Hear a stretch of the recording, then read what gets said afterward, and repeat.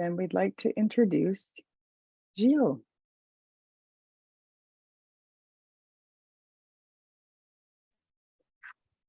Hello, Gilles. Hello. Okay. Hello, everybody. Glad to be here and having this opportunity to share some of my experience and learning from Virginia Satir. Okay, mindfulness and self-compassion. How self-esteem moves into self-compassion and mindful living loving. Next. Okay, my personal experience with Virginia Satir, training with John Banman and Maria Gomori, have helped me develop and maintain the courage to find and also follow my life's true calling over the last 60 years in the education field. Next. Satir has encouraged us and given us the necessary tools to do our own personal work. And she insisted on that, so that with practice, we can then bring harmony, compassion, and also share universal love, thus bringing special life energy of well-being, happiness, health, and success in our work with the Satir model. So today, I will share with you 3 main tools that I use: the breath, mindfulness, and compassion, both self and others. And research has identified 2 of them very strongly lately, more than ever before. So today, I would like to experience all 3 of these tools with you. Satir was very strong on experiencing. So first, we'll experience the breath. Okay. I want to encourage you to breathe more mindfully during our time together. And I will at times encourage you to take a few deep breaths to help integrate some of the important teaching I will be reminding you of. I would also like for you to take this opportunity today to experience more both mindfulness and self-compassion as we go along together. This is how I do most of my work with individuals, couples, groups, and also in presentation like today. And this is all new for me, these kind of presentation too. So I really believe that we learn more by experiencing. I remember Satir would always say, let's get up and experience to learn. So today, I am hopeful I will be able to help you all make a U-turn. Self-compassion involves treating yourself like you would treat a friend. So today, I would enjoy to leading you into making a U-turn, to be more kind to yourself, and how to live with more confidence, love, and freedom. Also, how to spread more kindness and understanding out in the world and to all those around us. And also how to bring more kindness and inner strength to any moment in our lives. Sometimes things happen in the world that we have no control. When we can, however, work on how we react to unexpected crisis. Today, I hope to help you discover tools, tips, practices, and strategies to help you tap into your inner calm. Next slide. It's important to distinguish self-compassion from self-esteem. Self-esteem refers to the degree to which we evaluate ourselves positively. It represents how much we like or value ourselves positively, and it is often based on comparisons with others. Whereas self-compassion is not based on positive judgments or evaluations. It is a way of relating to ourselves. This is the important part. Self-compassion is a way to relating to ourselves. People feel self-compassion because they are human beings, not because they are special and above average. So self-compassion emphasizes interconnection rather than separateness. This means that with self-compassion, you don't have to feel better than others to feel good about yourself. It also offers more emotional stability than self-esteem because it is always there for you, whether when you are on top of the world or when you fall flat on your face. So it offers us more emotional stability. And I've discovered in my research, the research indicates that self-compassion offers the same benefits as self-esteem. Less depression, anxiety, and greater happiness without its downsides. Also, self-esteem had a strong association with narcissism, while self-compassion had no association with narcissism. So instead of endlessly chasing self-esteem as if it were the pot of gold at the end of the rainbow, therefore, maybe we could argue that we can encourage the development of self-compassion. This comes from Kristin Neff, who is one of the person that I have followed for a while now with mindfulness and self-compassion. That way, whether we are on top of the world, at the bottom of the heap, we can embrace ourselves with a sense of kindness, connectedness, and emotional balance.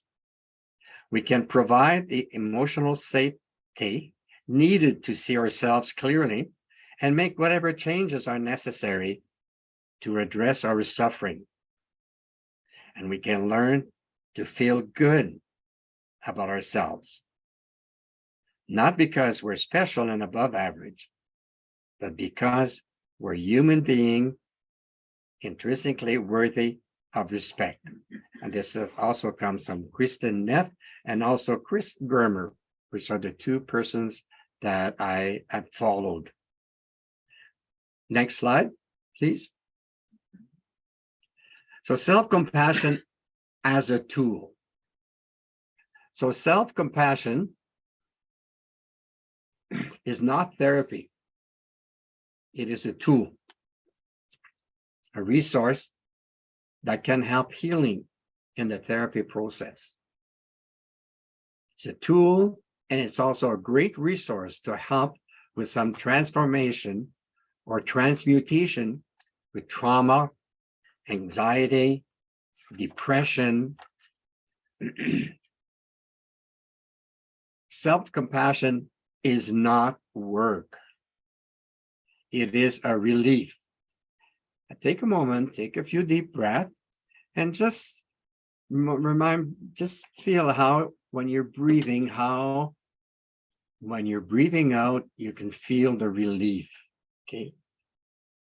So the relief part here is very, very important. Is to learn how do we feel once we breathe, relax, is very important because it's a natural commitment. It feels good. And this is where the healing is happening in the relief part. when we can connect with the warmth, the tenderness, and the softness. Next slide, please.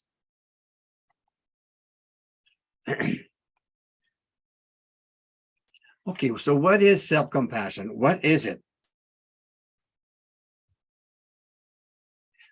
Self-compassion is the emotional attitude of mindfulness when we come in contact with suffering and challenges.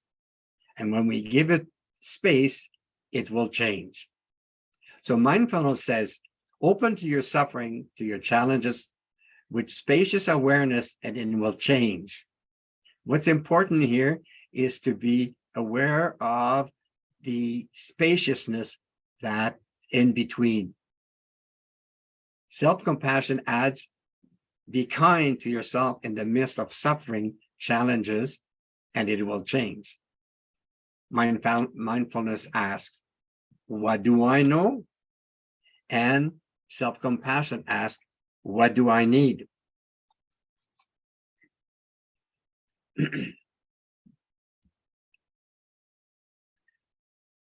Three elements. Next, please.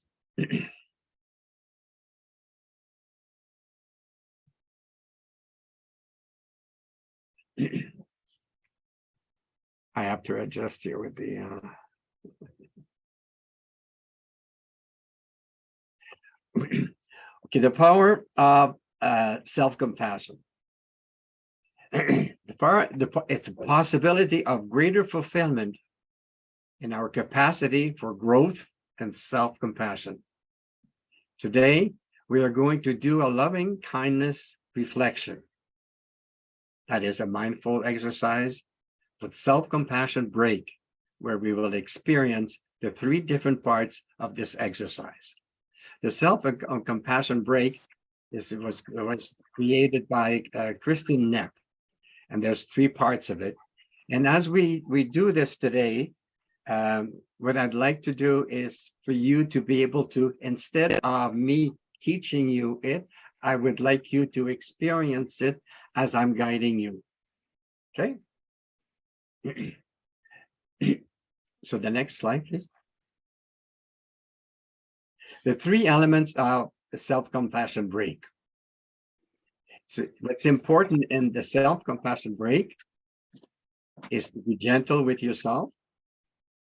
Breathe in warmth, tenderness, softness, kindness, and breathe out peace, ease, kindness, and when you experience a difficult moment in your day, you can close your eyes, focus on your breath, let emerge a difficult moment, struggling with something you're struggling with in your life. And then you can take a moment to say the following three phases. So I'd like you now maybe to feel to relax. If you're comfortable, you can also close your eyes, connect with your breathing, and let emerge a difficult moment, something you're struggling with.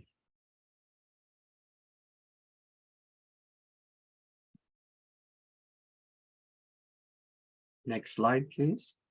Be gentle with yourself, breathe in. So the first part is I'm inviting you now that you've connected with this moment of suffering to say to yourself, this is a moment of suffering. I need to be with the emotions and the suffering. Remember that struggle is another word for growth. It is an indication of real and important progress. Celebrate your struggle, breathe. Some people have difficulty with the word suffering. So find a word that's best for you. So be mindful of what you're experiencing at this time and not biting into it, but just be mindful. Then we move into the second part, which is the part of where we share humanity. We see to ourselves, suffering is part of life. Common, shared humanity.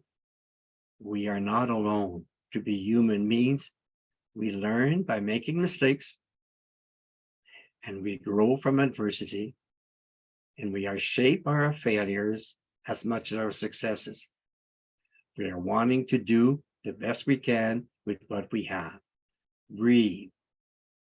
Just let your shoulders fall and say, yes, I'm mindful of this suffering. This is part of being human. And now we're going to add some kindness. So may I be kind to myself in the moment of self-kindness. What do I need to hear right now to express kindness to myself as I am facing this difficulty, this suffering? What would it be like to receive the same kindness that I give to a friend from myself when I need most?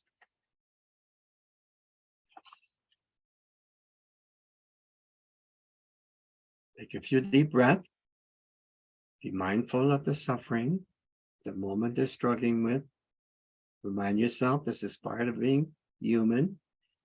And now we're going to add kindness. We're going to use the phrase, may I. You're not asking for permission. You are giving yourself permission. So may I feel safe and secure. And be attentive to, if there's a phrase that hits home for you more, stay with that one. May I love and accept myself. May I lovingly forgive myself and accept the lessons with gratitude. May I be compassionate towards myself when I struggle. May I surrender to the universe and trust myself and others, we will be okay. Now, as you continue breathing, being conscious of your breathing, let these positive energizing statements in, feel them as true for you right now. Now, you can ask yourself, in this moment, what do I need right now to feel safe, secure, to protect, to soothe myself, to go inside? And now, just take time as you continue breathing to let emerge a word or two and the image and the expression. Remember the three essential ingredients of self-compassion, mindfulness, common humanity, and kindness. And then when we evoke these three elements in the face of distress, we are more able to be with our pain without getting overwhelmed. Now be aware of whatever word or words expression that came up. You can put it up in the chat, and then you can also share it when we go into the groups. Okay. So now thank yourself. Now take time to come back. I remember Satir would say, what do I hear and see? What meaning do I make? How do I feel about the meaning? Important, remember, we are doing the best we can, moment by moment.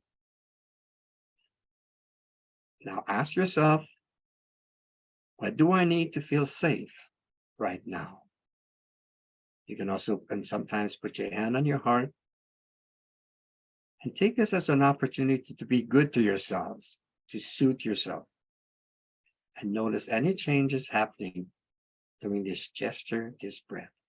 Now take a few deep breaths. And next slide, please.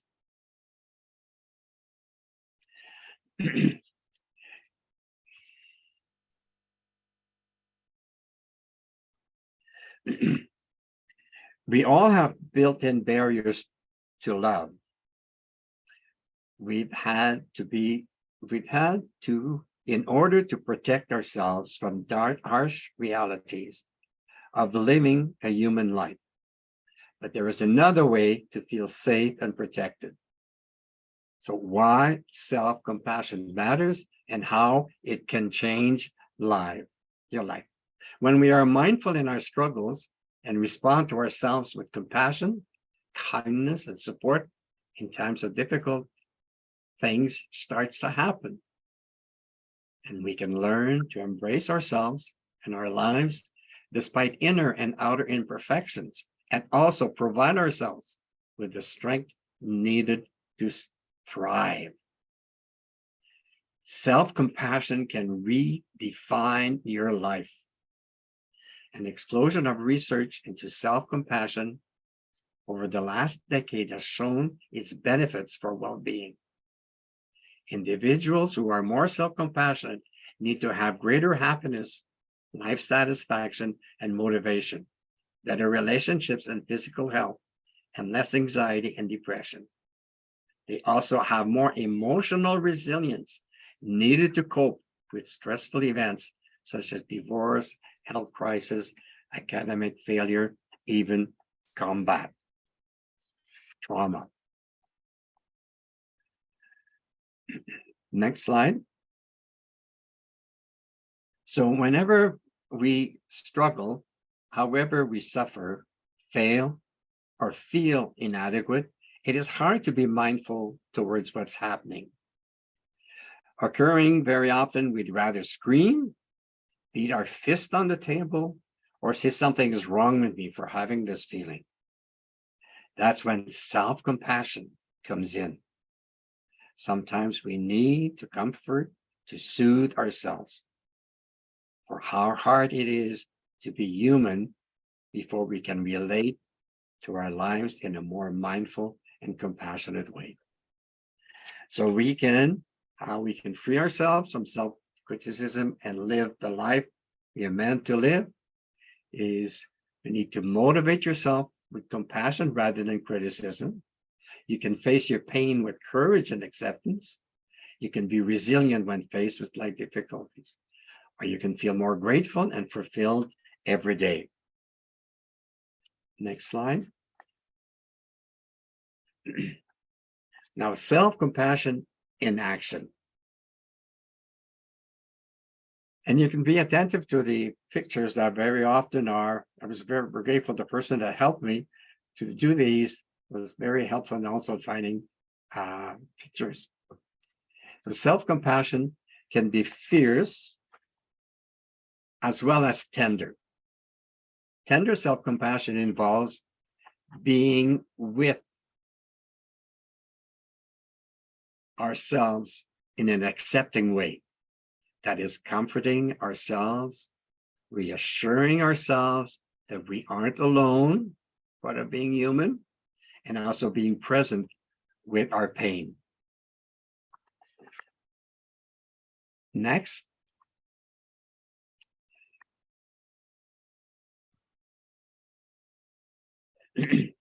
So rising back up,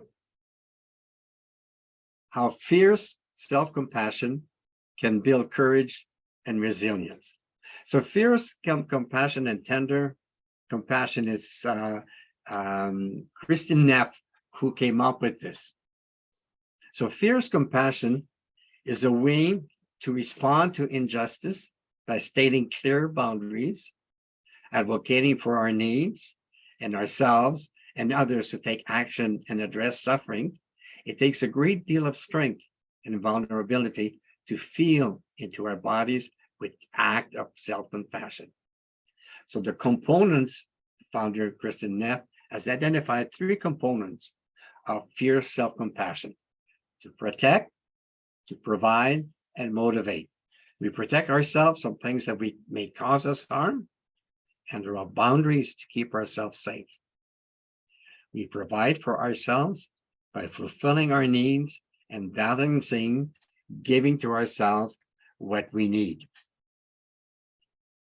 Next, please. Now, fierce, because this is new for a lot of people and it's getting to be very popular. There's a lot of workshops on this now. Includes taking action in the world to protect, provide, and motivate ourselves to alleviate our suffering, saying no to others who are hurting us, beginning to draw firm boundaries or fighting injustice, and saying yes to ourselves to do what is needed to be happy rather than always subordinating our needs to those of others. Next, please. Now, mindful living, loving, focusing on becoming a more mindful,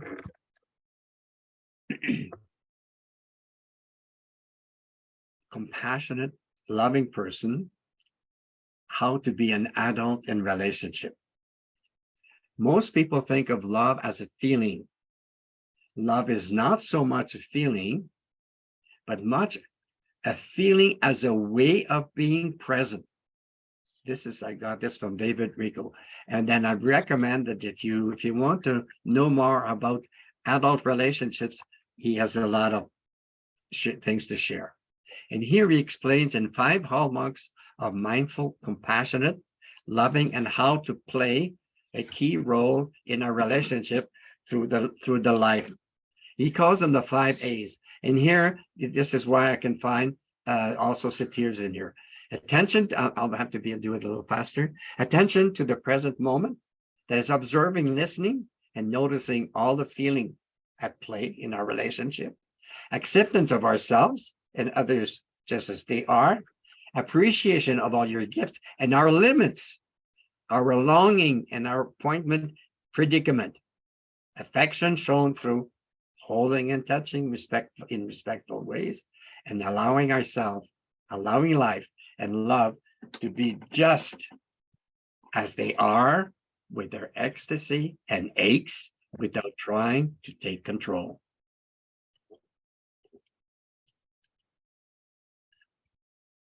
Next slide, please. Okay, now let us remember, as we're getting to close, that self-compassion emerges from the heart of mindfulness when we meet suffering in our lives.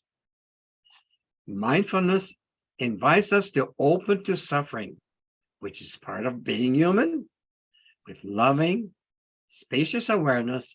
Self-compassionate adds, be kind to yourself in the midst of suffering. Together, mindfulness and self-compassion form a state of warm-hearted connectedness and presence.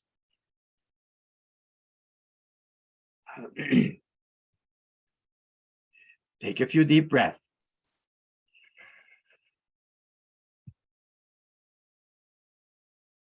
Applying the right practices at the right time can be the key to cultivating compassion, mindfulness, and healing those difficult feelings. This might sound simple, but changes requires deep work. And cultivating compassion, mindfulness, the kind of deep, true compassion, mindfulness that can overcome self-judgment and finally bring relief to our suffering, that can be challenging. That's why we need a skillful, compassionate guide to lead us on this beautiful way. And this is where the Friday mornings Satir session is a guide for us to move on, to help us move on in life. So encourage your friends also to attend. Okay. So that's why we need a skillful compassion guide to lead us on this beautiful journey. Self-compassion doesn't need much effort. It simply requires that we turn to words and be with pain in a kind and connected way. It's certainly a lot less draining and time-consuming than harsh criticism. I'm sure you're going to agree with me. So hopefully, by this point, you're convinced of the power of moving from self-esteem to self-compassion, like probably this is where Satir would have gone, to self-compassion, mindfulness, and all of this, because this is what she was encouraging also in her work, with her meditations. So hopefully by this point, you're convinced the power of moving from self-esteem to self-compassion, and experience what happens when you treat yourself with kindness, tenderness, and warmth. Breathe. Take a few deep breaths. Next, please.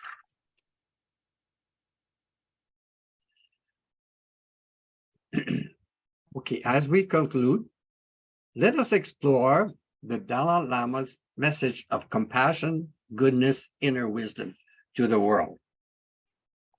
He encouraged us to learn to cultivate the transformative power of human goodness, compassion, and inner wisdom. A message I'm sure you'll agree with me, humanity wants and needs to hear now more than ever.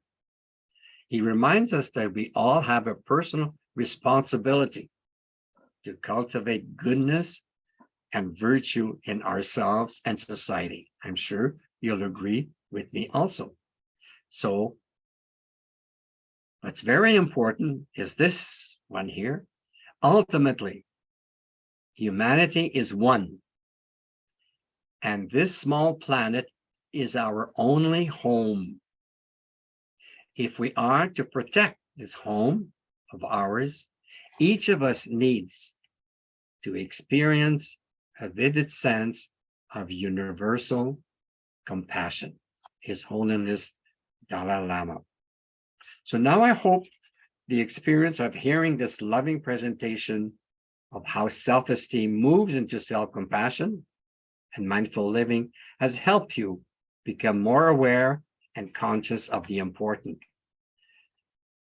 and help us to explore the common problems, issues, preventing us from living a more authentic, compassionate life, to dive deep into the causes of not being mindful in our lives so we can navigate a more compassionate, mindful life, and discover how compassion, gratitude, and love can help us expand our lives, and learn how to cultivate emotional resilience to experience a more compassionate life with confidence and clarity, and to expand your vision of what's possible as we live a more mindful, compassionate, authentic life, thus bringing more joy, inner peace, compassion, and freedom in our lives, and so much more. Now, I would like you to take a deep breath, connect with your heart, and breathe in some warmth, some tenderness, some softness,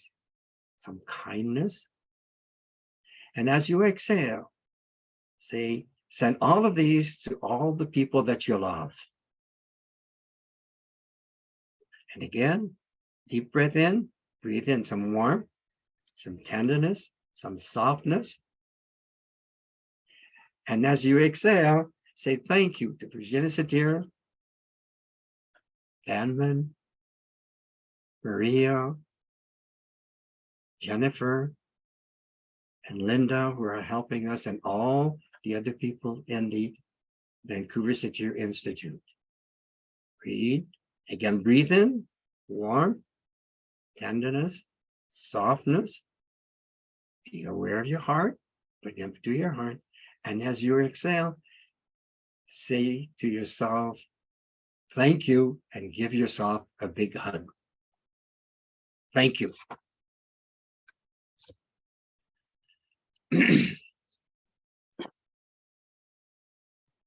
Thank you, Gilles. Do you want to say anything about what they're going to do in breakout rooms? I'll put this up for you.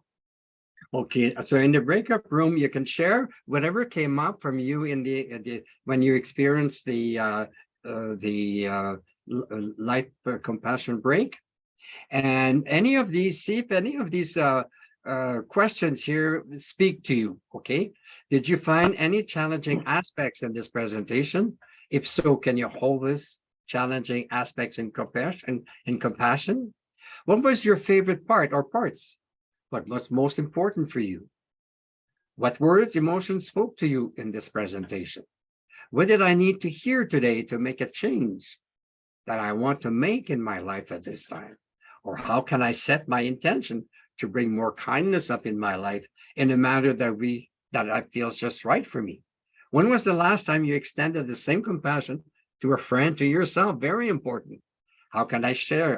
How can I carry these self-compassion feelings throughout my days, weeks, and months? Or how can I give myself self-compassion at this time in my life? Whatever ones that hit home for you, you can share with the other members in your group. We'll see you after.